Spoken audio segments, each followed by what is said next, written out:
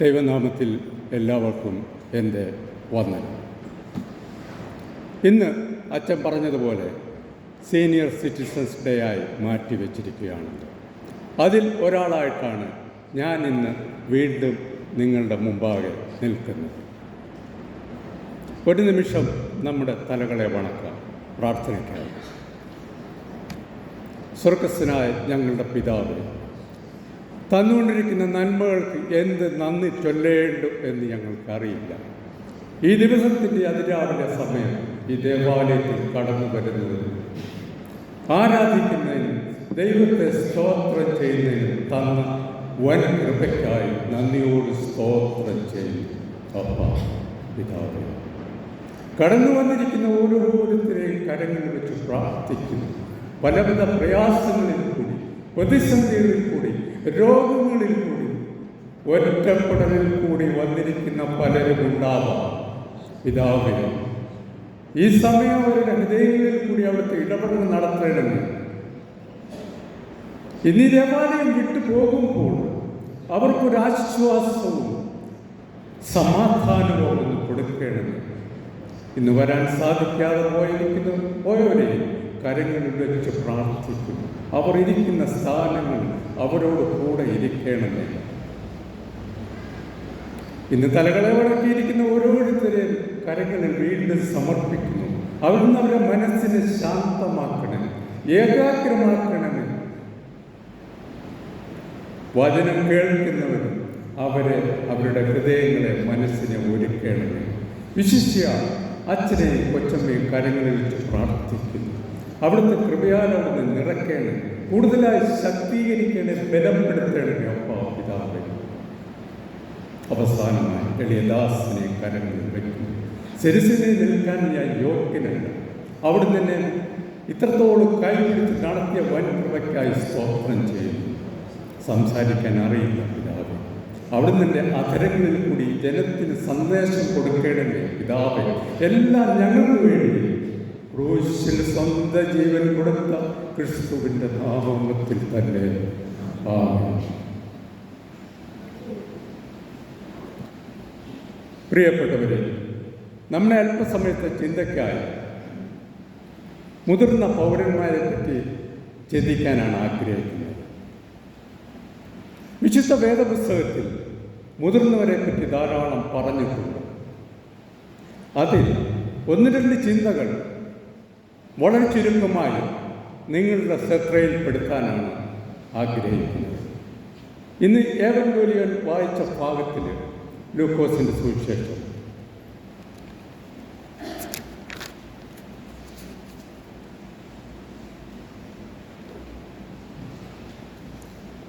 രണ്ടാം അധ്യായത്തിൽ രണ്ട് മുതിർന്ന പൗരന്മാരെ പറ്റി പറയുന്നതായി നമുക്ക് കാണാം. ശിമിയോനും ഹന്നയും.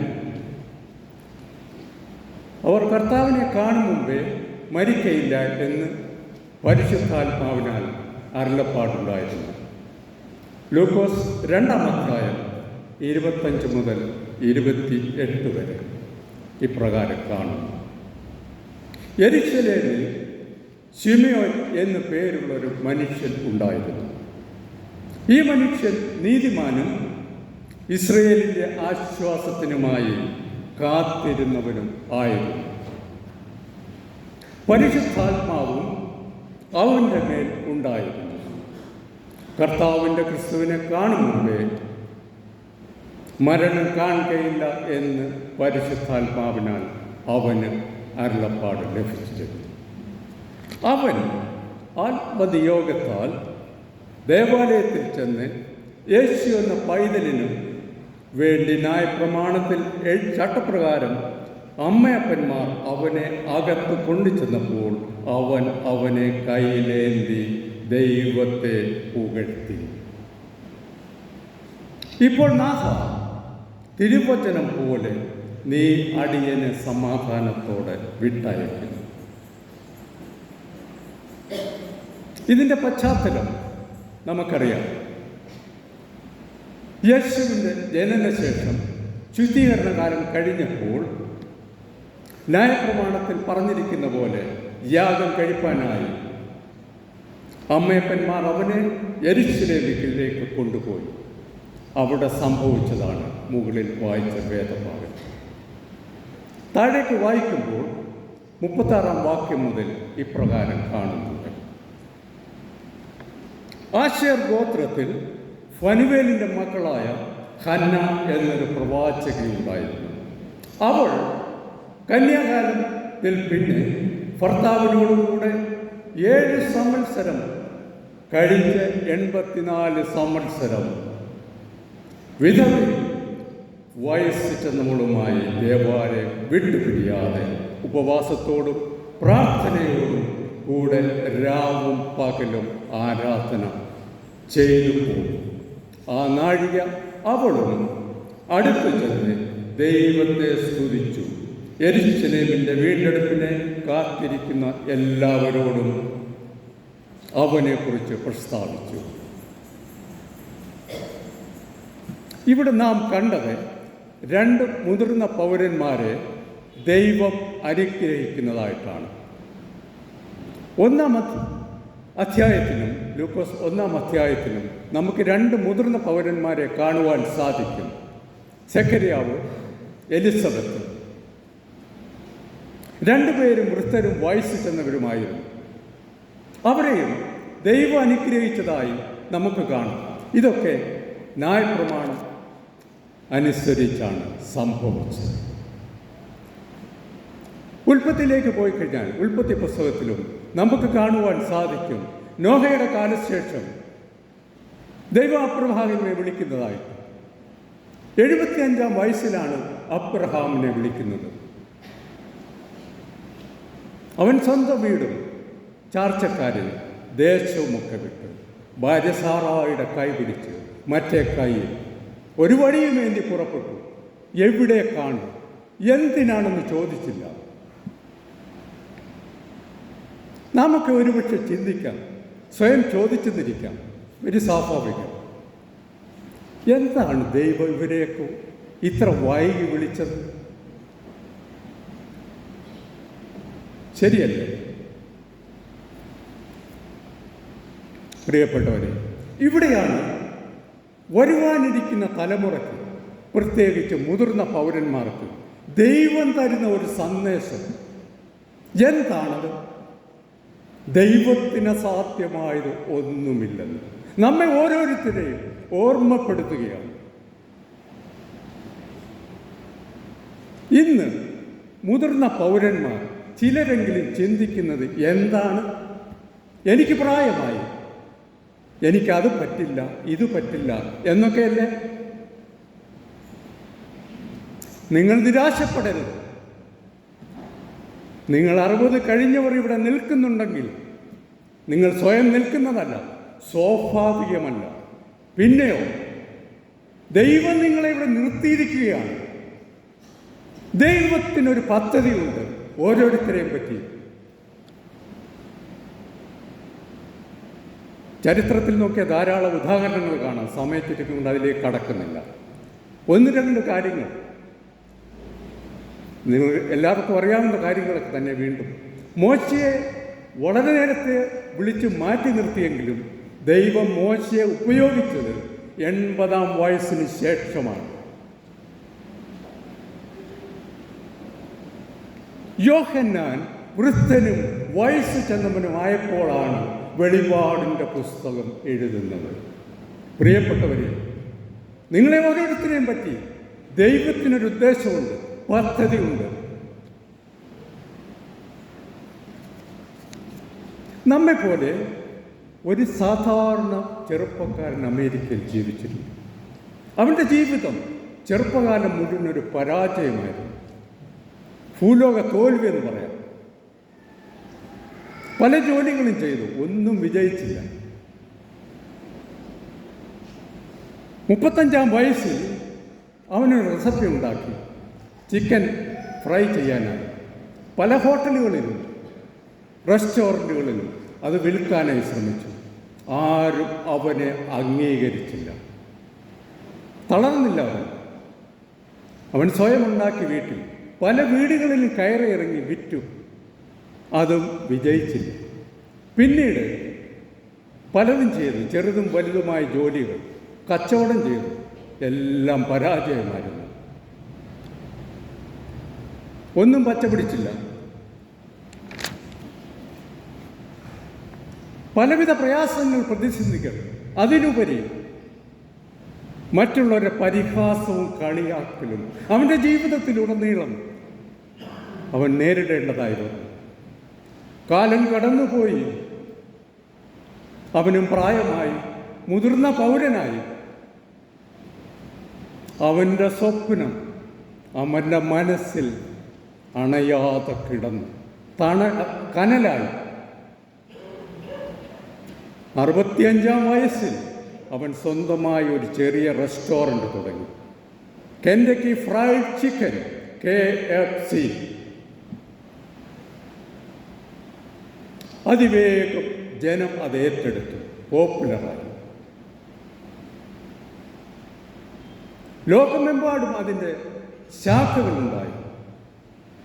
കോടിക്കണക്കിന് ഡോളർ വിറ്റുവരവുള്ള ഒരു വലിയ വ്യവസായ ശൃംഖലയായി മാറി. കേണൽ സാൻഡേഴ്സിൻ്റെ ജീവിത കഥ ഒരു മോട്ടിവേഷനാണ്, ഒരു ഇൻസ്പിരേഷനാണ് എല്ലാവർക്കും. ഇവിടെ നാം എന്താണ് കണ്ടത്? ദൈവത്തിന് അസാധ്യമായതൊന്നുമില്ല. ദൈവത്തിന് എല്ലാത്തിനും അതിൻ്റേതായ ഒരു സമയമുണ്ട്. പ്രായം ഒന്നിനും ഒരു മാനദണ്ഡമല്ല, തടസ്സമല്ല.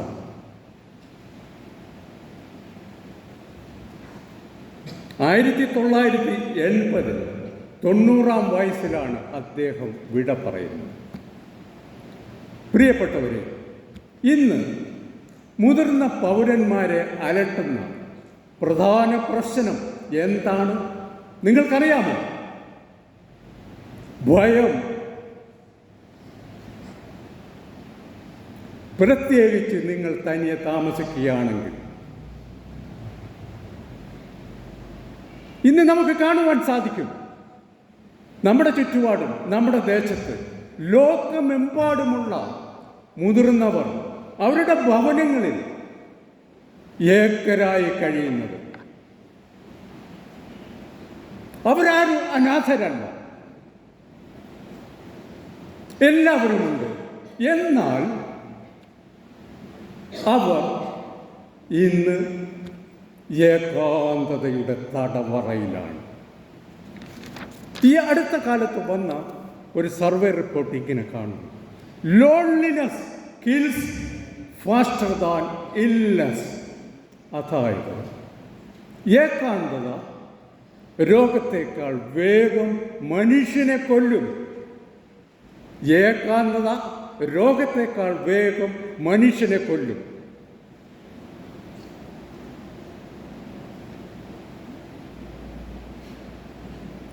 എന്നാൽ എന്താണ് ദൈവം നമ്മോട് പറഞ്ഞിരിക്കുന്നത്? വിശുദ്ധ വേദപുസ്തകത്തിൽ നമ്മെ ഓർമ്മപ്പെടുത്തുന്നത് എന്താണ്? നീ ഭയപ്പെടേണ്ട, ഞാൻ നിന്നോട് കൂടെ ഉണ്ട്. ഭ്രമിച്ചു നോക്കേണ്ട, ഞാൻ നിന്റെ ദൈവമാകുന്നു. യെശയ്യാവ് 41-ാം അധ്യായം 8 മുതൽ 10 വരെ. യെശയ്യാ ചാപ്റ്റർ 41 8-10. നീയോ എൻ്റെ ദാസനായ ഇസ്രായേലേ, ഞാൻ നിന്നെ തിരഞ്ഞെടുത്ത യാക്കോബേ, എൻ്റെ സ്നേഹിതനായ അബ്രഹാമിൻ്റെ സന്തതിയെ, നീ എൻ്റെ ദാസൻ, ഞാൻ നിന്നെ നിരസിച്ച് കളയാതെ തിരഞ്ഞെടുത്തിരിക്കുന്നു. നീ ഭയപ്പെടേണ്ട, ഞാൻ നിന്നോട് കൂടെയുണ്ട്. ഭ്രമിച്ചു നോക്കേണ്ട, ഞാൻ നിന്റെ ദൈവമാകുന്നു. ഞാൻ നിന്നെ ശക്തീകരിക്കും, ഞാൻ നിന്നെ സഹായിക്കും. എൻ്റെ നീതിയുള്ള വലം കൈ കൊണ്ട് ഞാൻ നിന്നെ താങ്ങും. ദൈവത്തിൻ്റെ ശബ്ദം യാക്കോബിൻ്റെ കാതുകളിൽ മുഴങ്ങുകയാണ്. നീ ഭയപ്പെടേണ്ട. എന്നെ കേൾക്കുന്ന പ്രിയപ്പെട്ടവരെ,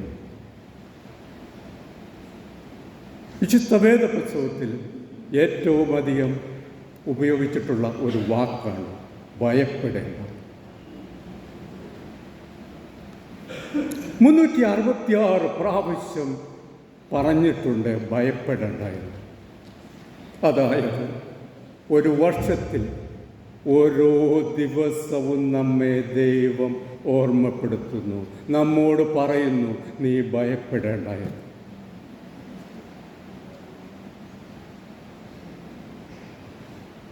ദാവീദ് സങ്കീർത്തനത്തിൽ ഇപ്രകാരം പ്രാർത്ഥിക്കുന്നുണ്ട്: ഞാൻ സമാധാനത്തോടെ കിടന്നുറങ്ങും, നീയല്ലോ യഹോവയെ എന്നെ നിർഭയം വസിക്കുമാറാക്കുന്നു. സങ്കീർത്തനം 4:8, സാംസ് ചാപ്റ്റർ 4:8. ഞാൻ സമാധാനത്തോടെ കിടന്നുറങ്ങും, നീയല്ലോ യഹോവയെ എന്നെ നിരന്തരം നിർഭയം വസിക്കുമാറാക്കുന്നത്.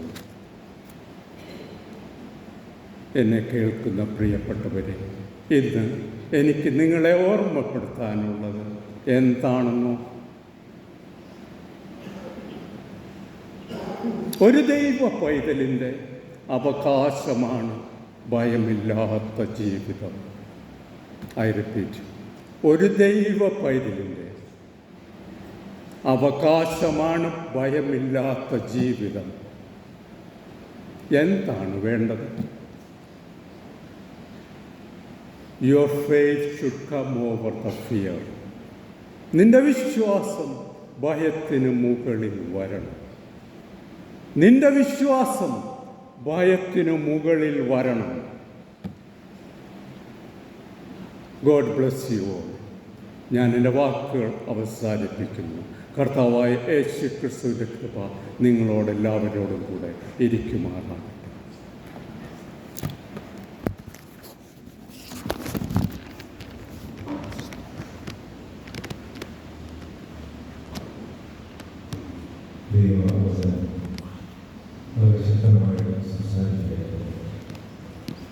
ജീവിതത്തിലെ അനുഭവങ്ങളിലാവുന്നു ആ വചനം സംസാരിച്ച കാര്യത്തിൽ ഞാൻ സംശയിക്കുന്നു.